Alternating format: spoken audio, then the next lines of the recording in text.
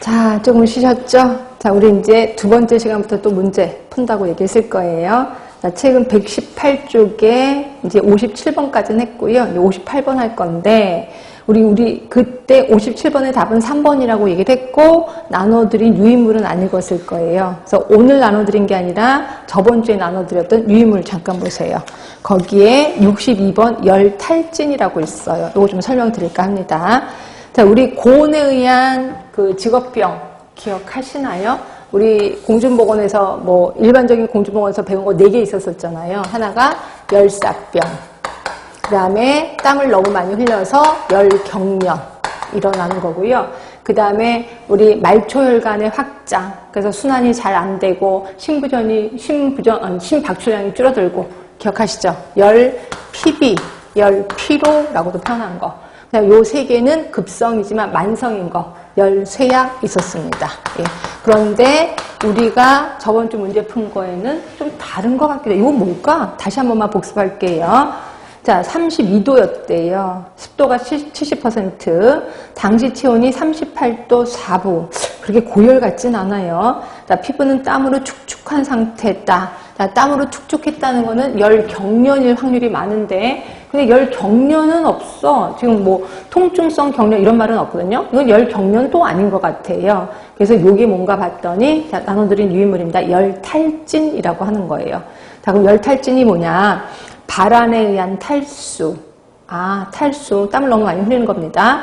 피부 혈관 확장으로 인한 순환 부족. 그 다음에 저혈압이 주요 원인이다 라고 보시면 돼. 그럼 우리 순환 부족, 저혈압이 주요 원인인 게 뭐였었어요? 우리가 알고 있는 열피로였거든요. 근데 여기에 다른 거는 뭐냐면 또 땀이 난다는 거야. 우리 열피로에서는 그렇게 땀 난다는 소리는 안 했거든요. 근데 여기는 또 땀이 많이 나요. 이게 결국 열탈진은 우리가 안 배운 것 중에 하나구나 라고 보시면 돼. 그래서 열탈진 하나 더 들어갑니다. 열탈진 하면은 얘의 특징을 좀 갖고 있어. 아까 만 대로 저혈압. 혈압이 낮고 그 다음에 말초혈관이 쫙 늘어나는 거죠. 그러니까 결국 순환장애가 오는 거죠. 순환장애가 오고 게다가 땀까지 나. 탈수. 그러니까 열경련에 땀 많이 나는 것도 들어가 있는 거죠. 결국 땀을 너무 많이 흘려서 그 다음에 땀이 흐르니까 말초혈관이 쫙 늘어나. 그치? 그러면서 순환부전이 일어나면서 좀 기절할 것 같은 느낌. 이런 거를 열탈진이라고 한다라고 보시면 되고요. 계속해서 한번 읽어볼게요. 자, 고온 작업장에서 중노동에 종사하는 자, 특히 미숙련공에게 많이 발생한대요. 자, 증상을 보시면 전신 상태 보세요. 땀을 너무 많이 흘리니까 갈증 일어나겠지. 그 다음에 고열에 피로, 두통. 아, 고열이 일어나네. 그러니까 그렇다고 뭐 40도까지 열이 나는 건 아니고 한 38도 5분 정도 열이 일어나는 거죠. 자, 피부 습하거나 덥거나 차. 땀을 너무 많이 흘리니까 체온, 구강 체온은 정상이지만 약간 상승할 때도 있다는 거죠.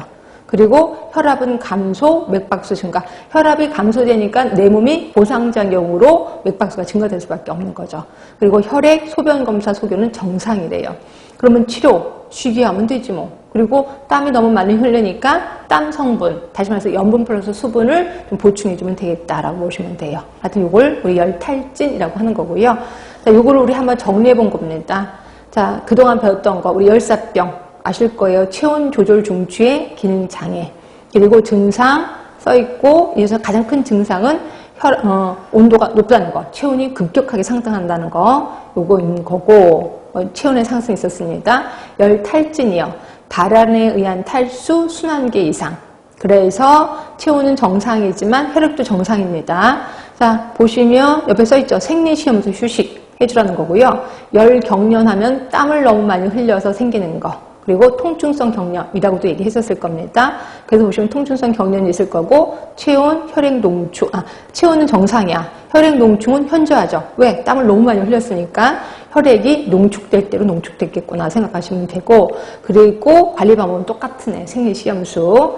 열실신, 이게 우리가 알고 있는 열피로죠. 열피로. 피부의 혈관 확장으로 인한 대뇌 허열. 예, 그래서 그때 제가 이완기 혈압이 하방한다라고 표현했었을 거예요. 그래서 실신. 그래서 이렇게 해서 새로운 거 아까 열탈진 배웠습니다. 땀을 너무 많이 흘리고 그 다음에 혈관이 쫙 늘어나기 때문에 순환 부족. 예, 이런 것도 기억해 주시면 될 것 같고요. 하여튼 57번 좀 더 깊게 들어갔습니다. 그 다음에 이제 58번 들어갈게요. 58번 학습의 원리에 대한 설명 중 올바른 것은이야. 자, 1번 학습자가 동기, 욕구, 흥미에 대해서 자기 목표 달성을 위해서 능동적으로 참여할 때 그 효과가 증대될 수 있으므로 교육자는 방관자적 자세를 취한다. 이 문장이 약간 이상하긴 하다. 이게 뭐야? 학습자가 자기 목표 달성을 위해서 능동적으로 참여할 때 효과가 증대돼. 이건 맞죠? 그러니까 내가 목표가 어느 정도다 라고 해서 능동적으로 참여할 때 훨씬 더 동기부여가 됩니다. 그러면 이때 교육자는 방관자적 자세를 취해야 돼? 그냥 지켜만 보면 돼요? 말도 안 되지. 교육자는 어때요? 더 분위기를 조성시켜 줘야 되겠지.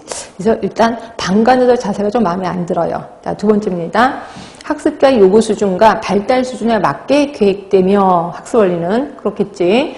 교재의 선택이나 교수 방법의 적용이 적절할 때 학습 효과는 높아지고 교육 목표도 달성될 수 있다.